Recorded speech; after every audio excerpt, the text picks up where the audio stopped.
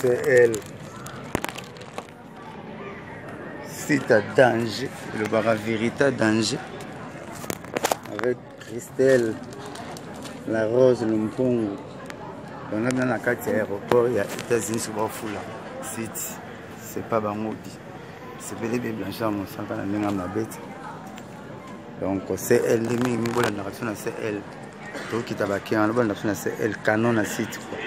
Le bar Mambabé. Soit ne sera pas tout. On peut pas s'y car. On a des tests car la macasse s'y car pas. On met un boulot à Ibi boulot.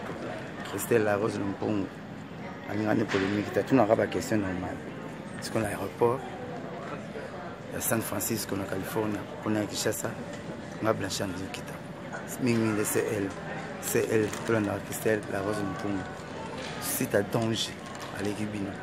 Avec qui t'aura senti, on a bouclé. Le site. Tu aurais pas pas Christelle, la Rose, le Mpongo. Le bel avant. Check, c'est pas pareil.